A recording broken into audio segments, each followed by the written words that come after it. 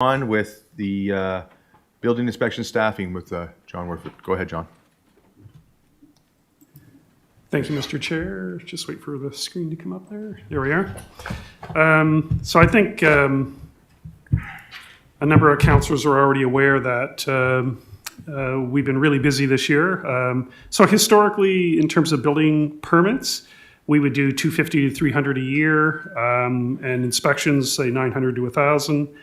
And that level of activity has kept two full-time building officials busy we've had two inspectors for over 20 years now, I think, and that has kept them busy. And in fact, the amount of work, even for the same number of permits, has increased.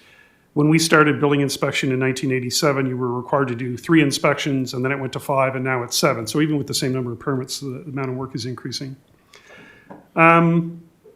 And at times, now that we have a municipal fire inspector who's also a building official, he's been pulled into building inspections and permits as well to maintain our service levels. Over the last year, though, we've seen, and again, these numbers are for 11 months. I wanted to do the most current, so I've just done January to November for the last 6 years. And what we see is permits are up 50% over the 5-year average, inspections up 52%, and new dwelling units up 176%. And the actual value of construction is up 179%, as you see in the table there. And I show that graphically in the report. So there are building permits, inspections, and given that the large developments recently approved by council in the last couple of years, Kiln Creek and Wickwire Station, they're really now just getting underway. In fact, we haven't issued any permit yet in Wickwire Station, although they've now applied for subdivision approval for 259 lots, so we know there's a lot of work coming there. And Kiln Creek with Clayton is just started, really. We've issued 1 permit for the large apartment building being built there, and then a number of permits for the garden homes that are being built. And again, they're completing a couple of phases now. We know there's quite a bit of more work coming. So really, what the increase we've seen over the last year really isn't even those 2 developments. It's really across the municipality. Like Cottage Country in Lakelands has been going flat out over the summer, and really all over the municipality. Then the question, I guess, would be, in terms of staffing, is this a 1-year blip? And we really don't think it is. We're always in contact with the development industry, and what we're seeing is really strong interest in doing business here. There are a number of projects that are either in some level of approval. They're either in the subdivision approval, site plan approval, it's an actual planning application, or developers are just talking to us in a pre-application stage.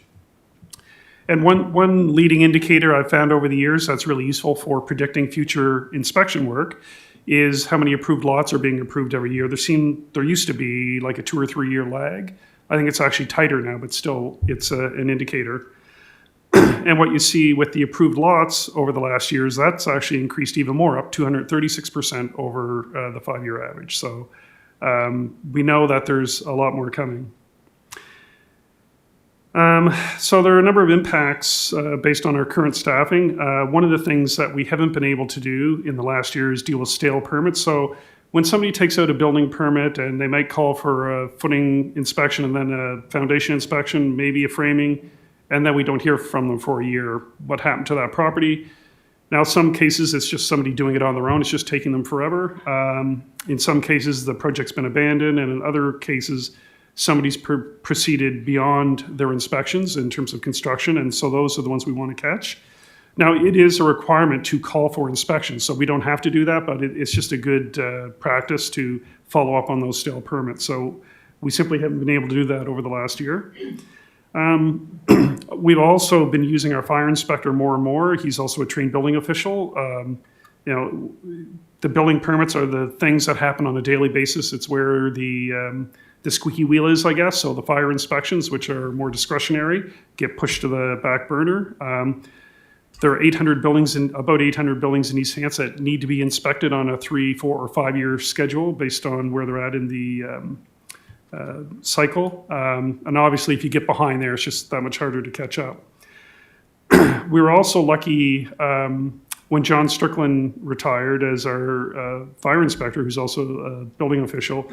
he agreed to stay on as a contract inspector, so we certainly used him over the last several months.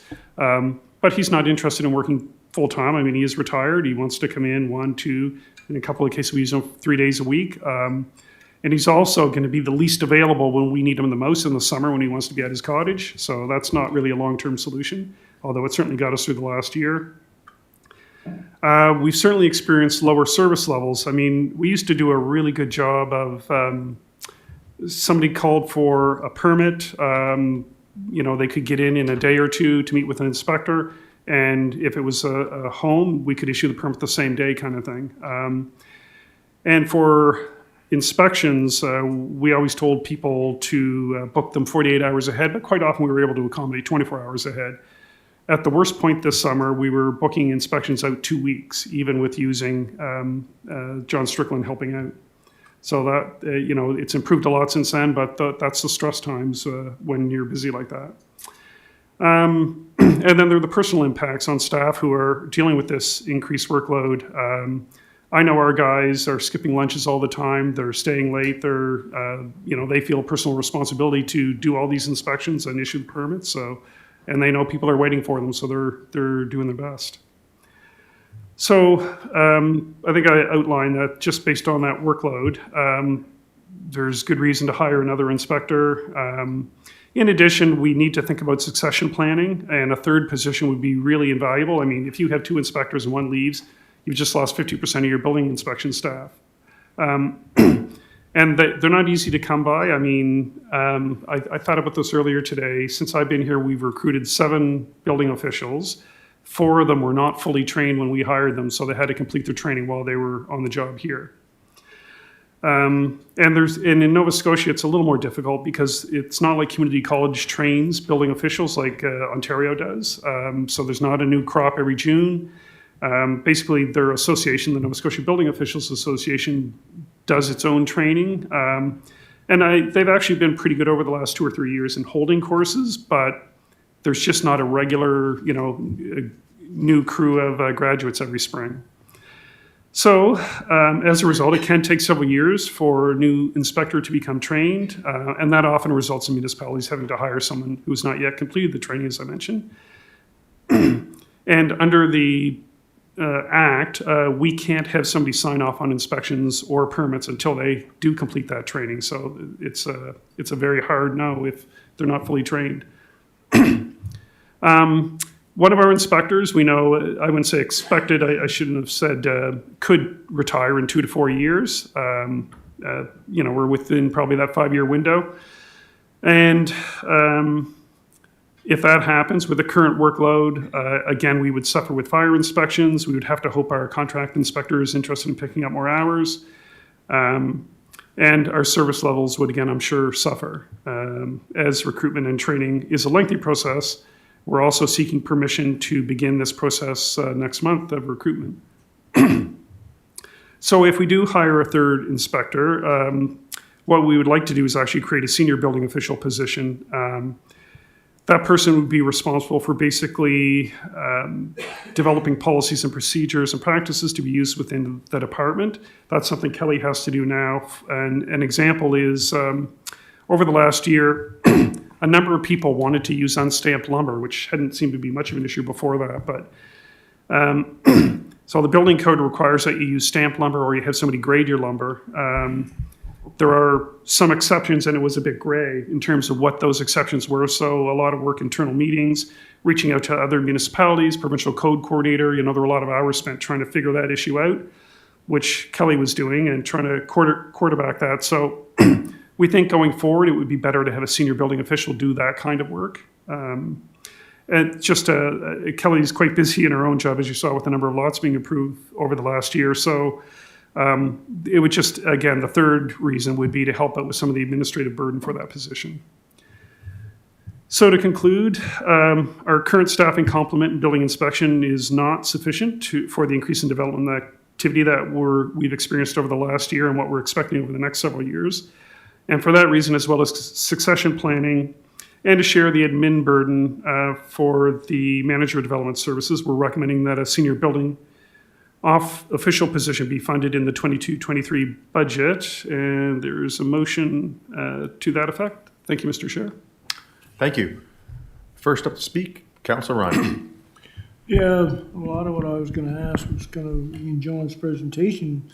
But the workforce being what it may, and everybody, in dire straits of hiring people, would not it be in our better interest to go out and, get a red seal who's probably more so at the end of their, working career, and bring them on board and have them train them at a lower rate until they get trained, and then go that way, then, at least they would have a feel for the position before they actually, could, has that been discussed? Through you, Mr. Chair, in the past, and we've interviewed people like that, but we've always been fortunate that we found people that were at least partway through the NSPOA training program, and some of them were former trades that went on to take the training. I mean, obviously, you want them as far along as possible, because if they have none of that training, then you're probably looking at over 2 years to get the training. So 2 years to become from a red seal carpenter to a building inspector. Well, I do see the need. Well, it's quite evident in what we're going through here in these applications that are coming through, and what we're seeing here, that we are going to need growth is happening, whether we like the type of growth we're having or not. It is happening in East Hants, and I can see it. But, I guess it's one of those things that, we're gonna have to bite the bullet on. But, I can just anticipate budget time is gonna be quite a surprise for a number of people. Thank you. Thank you. Next up to speak, Councillor Musa. Thank you, Mr. Chair. I fully support your ask, John, and I'm wondering if one is going to be enough.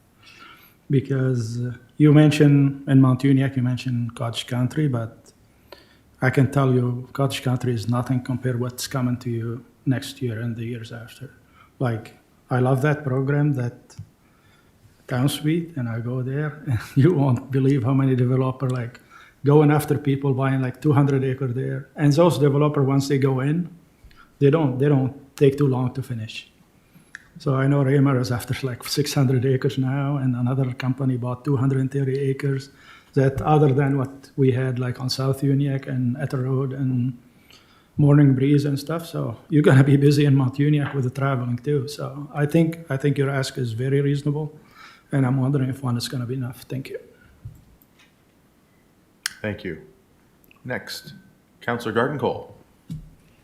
Thank you, Mr. Chair. I agree that time frame is way too long for people to be waiting, and obviously that's indicative of how busy you are.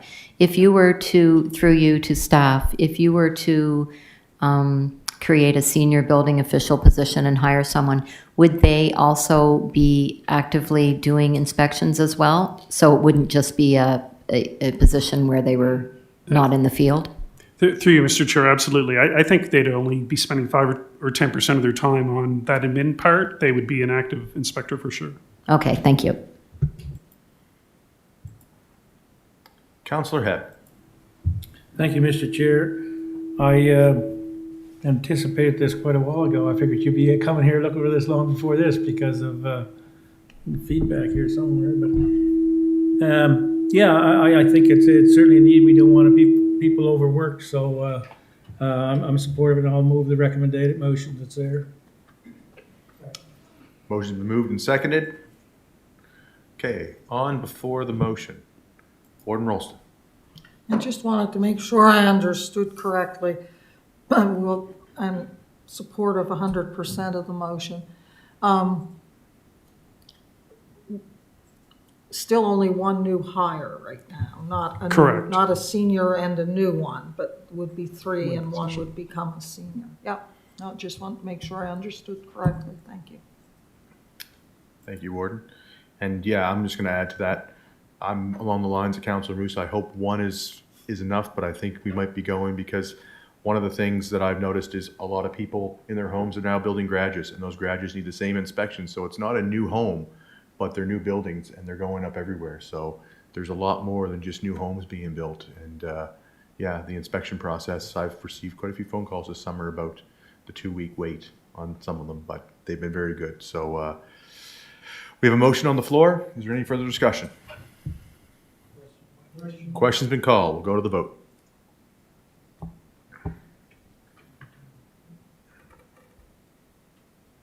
And the motion is passed unanimously. Thank you so much. Our next item is an in-camera land issue, so I'll be looking for a motion to go in camera. Moved and seconded. All those in favor? Aye. We'll now move in camera, and I'll wait for word that we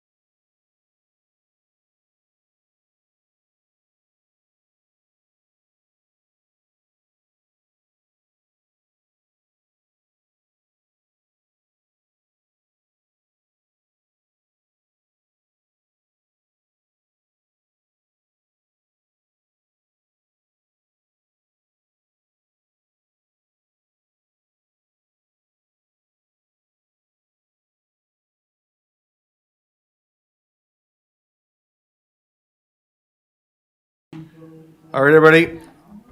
Just want to report that we met in camera to discuss a land issue. And now we'll be looking for a motion to adjourn corporate residential services to reconvene in infrastructure and operations committee. So moved. Seconded by Councilor Knockwood. All those in favor? Aye.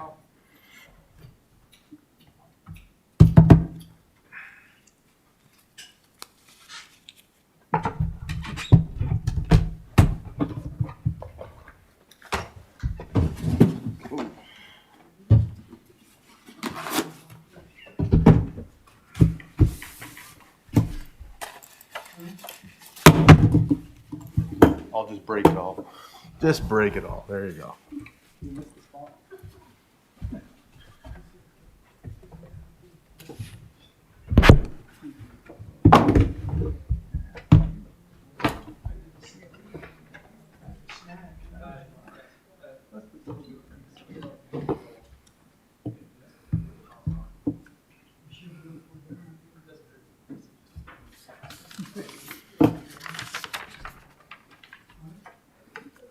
Good, thank you.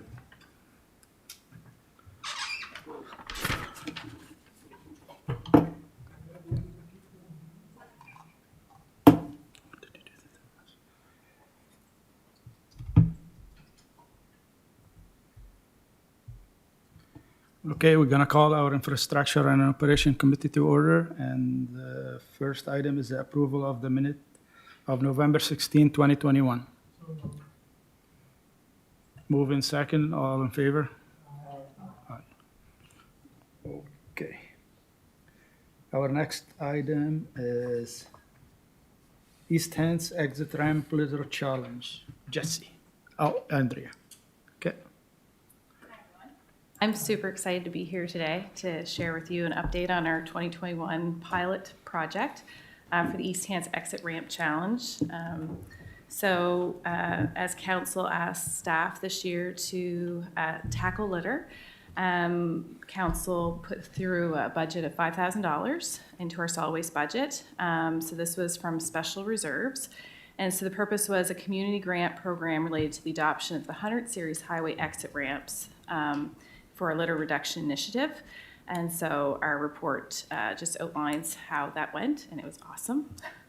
So the financial impact this year was $5,000. We have 5 exit ramps currently open that access East Hants, but soon, I think, we're going to have 6 that access East Hants.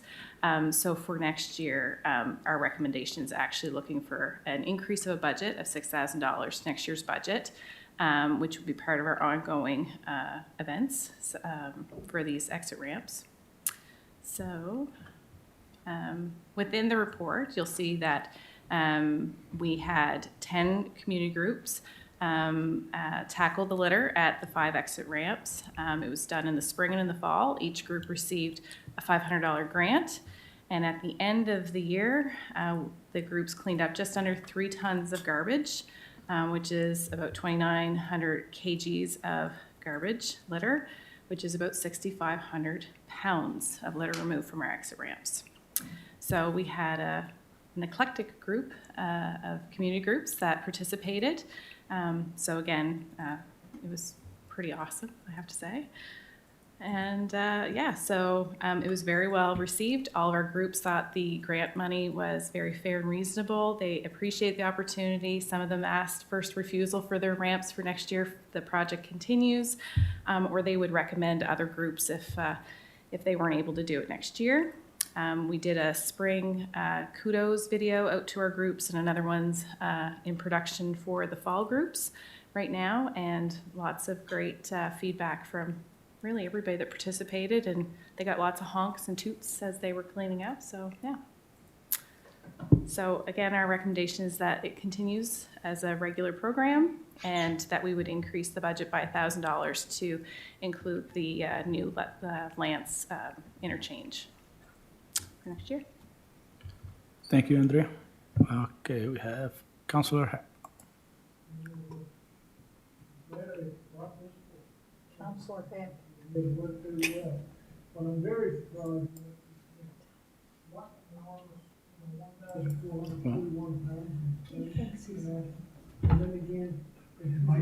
In the fall, 309 pounds. It just goes to prove the point that what I was trying to make around exit 10 there. And any exit off that 102 is an entrance into the communities of East Hants. And if we can keep it as clean as possible, I think it's more becoming as a tourist place for not only the people that are visiting here, but it makes the community prouder that this is our spot, and we're trying to keep it clean. So, since I brought this forward, and this is taking place, and you see the amount of, pounds or kgs, whatever you're in, metric or imperial, it's proved its work. Thank you. Thank you, Councillor Hebb.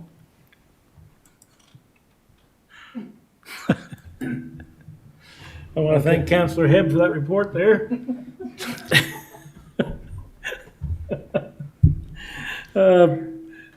This is a twofold good report. We're getting our ramps cleaned up, and I'm amazed at the amount of garbage litter from spring, and then the same amount in the fall. And I guess it's a litter drop-off place for automobiles, I guess, and staff, we sent staff back to come up with a program, and they did, and it's a huge success.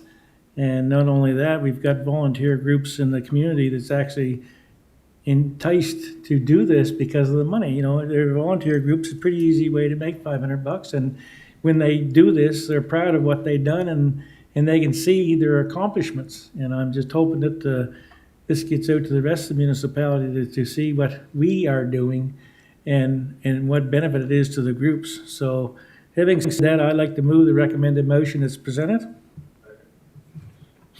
Okay, moving in second. I have a few councillors before the motion. Councillor Gardner Cole. Thank you, Mr. Chair. Yeah, it's definitely a win-win, and I think we, right from the beginning with this, the writing was on the wall for that. I would like to, eclectic group is an understatement for the different ones that I saw on there, but that's fabulous, and hopefully maybe we'll see some different names up there. I definitely would like to see it thrown out there to everybody repeatedly, and maybe we'll have a whole list of different names next time, but it's a great program. I had mentioned back when we first talked about it, about I guess it would be a provincial sign being put up at exit 10 in particular. And I would still like for us to pursue that, a no littering sign, because exit 10 definitely seems to be the area that was pinpointed at that time. And the numbers are reiterating the problem at exit 10. So if we could do that, but otherwise it looks great. So thank you. Thank you, Councillor. Next is Councillor Perry. Thank you, Mr. Chair. Nope, great job in administrating the program, getting the people involved. Mount Uniacke finishes first both times. That's exit 3. There we go. Glad to see the groups come out, and it was great to actually see the initial garbage from the spring into the summer, how it drastically dropped in most areas, stayed consistent in some. It'll be interesting to see what happens next spring, to see if the first load was an accumulation of a number of years or whatever, but I definitely know it was noticed by a lot of people that things are getting cleaned up, and that's a lot of weight, and I'm hoping that seeing this efforts happen across all the exits will maybe raise awareness to people about littering, and signage definitely will help. Thank you. Thank you, Mr. Okay, Councillor Knockwood. And thank you. Great job, who all these groups are. But just a point that says, I think exit 10 was 600 pounds, but did we collect 6,000 pounds of garbage? How much pounds of garbage did we pick up? Through Mr. Chair,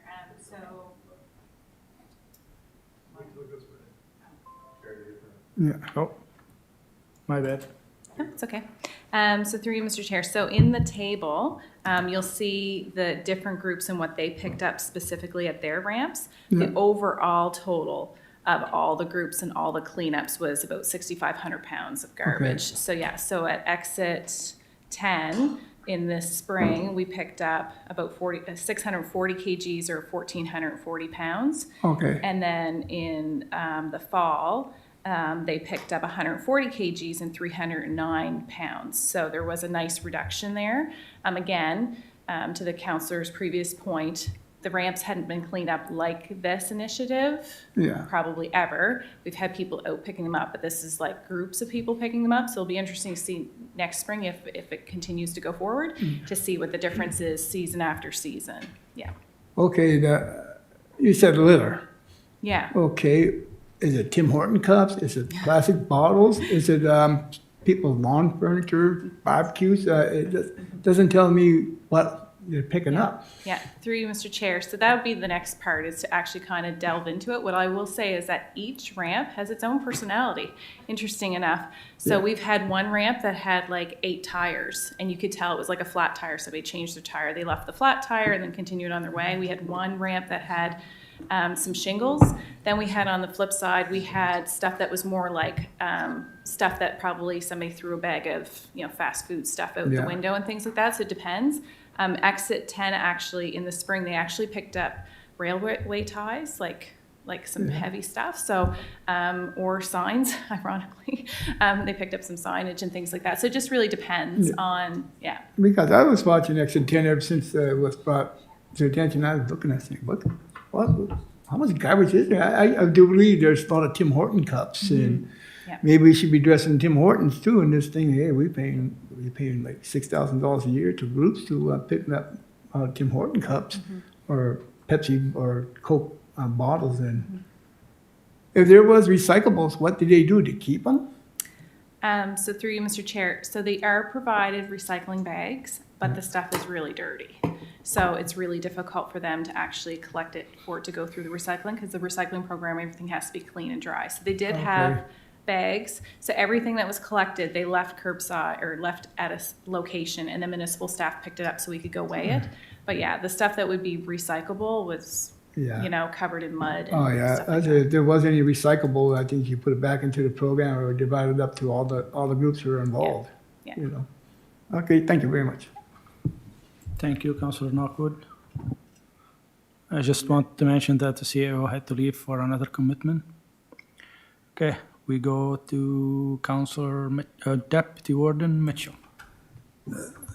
Thank you, Mr. Chair. I noticed there was a healthy competition between the two Lions clubs, Milford and Enfield. My question deals with, were there any safety concerns that any group expressed being next to the highway?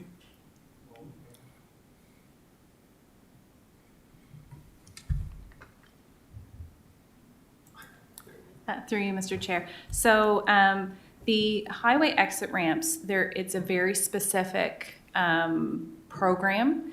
There's very specific areas you can clean up from and cannot clean up from. So they're provided a map from the Adopt a Highway program that tells them very clearly where they're allowed to be. And we provide them with safety vests and gloves and that sort of stuff. So they're provided all sorts of information that they have to read ahead of time to make sure that they're following all the rules and the safety. They're provided signage that shows like the litter cleanup in progress signs. So they're to sign that out. So they're provided all that sort of information. None of our groups luckily came across any needles or anything like that. I think the biggest safety thing that came up was one individual had lots of ticks at one point. But that's Nova Scotia these days. So, but other than that, there was nothing. It's very specific on where they're allowed to be and not allowed to be because of it's an interchange. Yeah. Okay, thank you. Thank you, Deputy Warden. Okay, another round for Councillor Hatt. Round 2? I just forgot to mention, I plan to, I think, and staff may correct me on this, I think this is one of the first programs in Nova Scotia to do this. And I think other areas of Nova Scotia is looking to us to see how and what to be done. Am I correct in saying that? And Oh, you're taking yourself off. There we go. That's why. You're tricking me. Sorry. Through you, Mr. Chair. Yes, so staff have been really vocal about how excited and happy we are about the program and the commitment from council for this program. So I do know that other councils have had conversations about something like this. It just depends on you know, whether they want to do something like this or not. So we're the first ones that have actually done like exit ramp and grant money. Some have done sort of side roads and some grant money and things like that. But Yeah, and to, just to follow up with the creosote lumber and timber stuff, that's probably DOT pulling them guardrail posts and throw them in the ditch, so.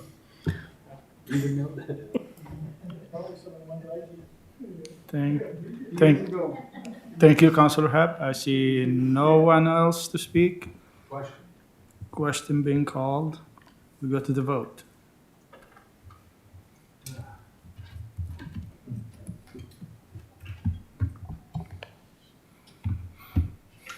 And it passed unanimously. And before we leave, I want to say thank you to Andrea for cooperating with the group in Mount Uniac to clean up that burned property. That's a good boost for them because I heard they left with nothing and they don't even have a bank account. So it's a very hard situation for them, and that's going to help them a lot. Thank you.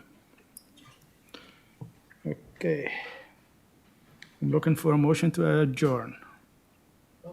Second, moving second, all in favor?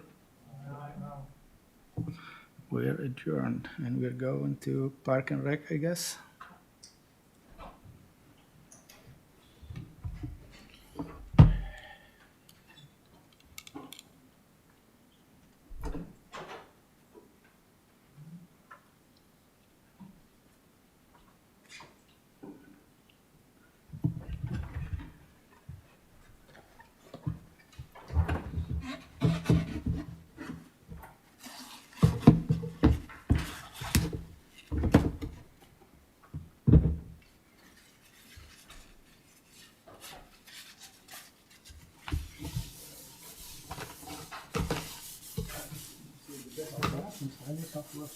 No, you're probably,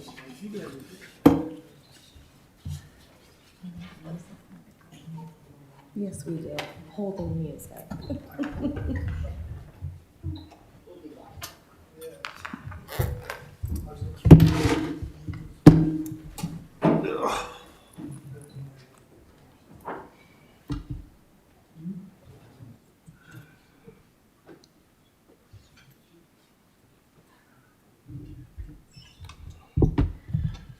boys, we're way late for this Parks, Recreation, and Culture. But anyway, we're gonna get it together. I call this Parks, Recreation, and Culture Committee to order. First order of business, approval of the minutes of November the 16th, 2021. When is your wish? Moved by Councilor Garden Cole, seconded by Councilor Knockwood. All those in favor? Contrary of mine, motion is carried. Item of business, VON Community Partnership Fund 2021-22. Jobin and then Ms. Tapper will be taking this. I take this. Perfect. Thank you, Mr. Chair. Catherine was unable to join us unexpectedly, so it's just me. This report summarizes the VON Colchester East Hants report for 21-22 and also seeks council's direction on the disbursements of the community partnership funds. Council approved in the 21-22 operating budget for Community Partnership Fund $10,000 to be given to the VON Colchester East Hants, contingent on the number of deliverables. And in this case, the deliverables would be the respite hours provided for the adult day program. So the... Is that not, excuse me if I may, is it not up on the screen? Is that what you're trying to say, Aaron? Yeah. Oh, is it not? Sorry, I thought Sherry was connected. My apologies. Here we go. It was up, something was up on this. Was it Jenny? Is it up now? Okay. Everybody got it in each side? All right, carry on, Ms. Deborah. Okay, perfect. Thank you. So the VON applied and received a Community Partnership Fund grant for a pilot project in 2019-20, and this was to support a new adult day program in Milford, and they anticipated offering approximately 3,000 hours of respite beginning in July 2019. And what the program does is they operate it 1 day a week out of the Face Community Church, and they provide care to seniors and adults who may have dementia, chronic illness, physical or cognitive disabilities. They share a meal, they maybe have an outing, they have recreational activities and music. And it really creates a sense of community and provides some opportunity for their caregivers to have a bit of a break. And in the first year, they were able to provide 1,800 respite hours and averaging 6 to 8 participants weekly. This was lower than anticipated, and they did make some revisions in the hopes that they could increase service levels in the program prior to the COVID-19 pandemic. So once the COVID-19 pandemic did hit, it did result in the closure of the programs between March and July of 2020. And they did provide some alternative service delivery in the form of weekly phone calls with clients. And they also assisted caregivers in providing grocery delivery. So once pandemic restrictions eased, the day program reopened. And at the end of that year, they were able to offer 2,496, so almost 2,500 hours of respite care, again, averaging 8 clients weekly. At Executive Committee in January 2021, when the Community Partnership Fund reported to committee, it disclosed that if the deliverable of 3,000 respite hours were not met, then staff would bring back that report, and that's why we're here today. The VON did submit the required documents, and they reported the respite hours of 2,496, which was 504 hours short of the 3,000 hours they had anticipated. However, what they did do is when they were closed for the in-person adult daily programs, they did provide the new services such as the phone call check-ins and the grocery delivery. And then once the in-person program was able to start up again with an easing of the restrictions, they continued that as well. And we did confirm with the VON that they didn't include those additional services in terms of the phone calls and the grocery delivery in the 2,496 hours. And one thing to note is that this is actually the final year that the VON is actually applying for the community grant, the community partnership funding. They have secured other sources through provincial funding, and going forward, they're not going to be reapplying for the community partnership funds. So in conclusion, in discussion with the Staff Grants Committee and given the fact that they had the 3-month closure, they provided some alternative service delivery within that 3-month closure. And then once pandemic restrictions eased and they were actually able to do in-person again, they continued that. Staff is recommending the release of the $10,000 through the community partnership funds. There are a number of alternatives. We could look at providing a percentage based on the $2,496, which would be $8,300, or approve another amount, through council, or deny the release of the funds. And the recommended motion would be under the recommendation on screen. Thank you. Thank you for the report. Discussion on the report, Councilors Garden Cole. Thank you, Mr. Chair. Through you, I'm just reading. I just want to make sure I understand this fully. So they have secured other funds for their adult day program going forward, but they're still looking for the community partnership funding, which we previously have provided $10,000 for. Is that it? So we previously would have approved that at council, and that would be for the work that they would have done this year, but they're not going to be reapplying for funding for next year. Pardon? They're not what? They're not going to be reapplying for, through you, Mr. Chair, they're not going to be reapplying for next year, and that would actually move forward in this budget coming forward in January, February. So they won't be applying. So those funds are, I believe, approved at that time for disbursement at the end of the year once they actually provide their financial documents. Okay, thank you. Is that all, Councilor Cole? Yes, thank you. Councilor Knockwood.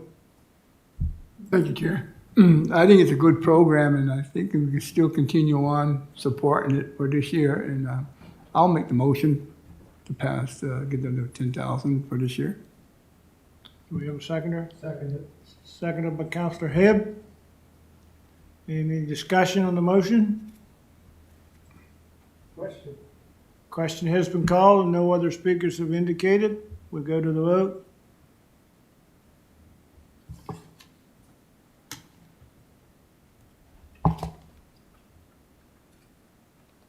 What are we down to? We down to 10. Everybody's there. Although the motion is passed unanimously. Seeing no further business under Parks, Recreation, and Culture Committee, and I do not believe that there's anything else on the agenda. Hearing nothing, I'll move take a motion for adjournment. Who made the motion? Councilor Hibb? Seconded by? Councilor Knockwood? All those in favor? Contrary of mine? Motion's carried.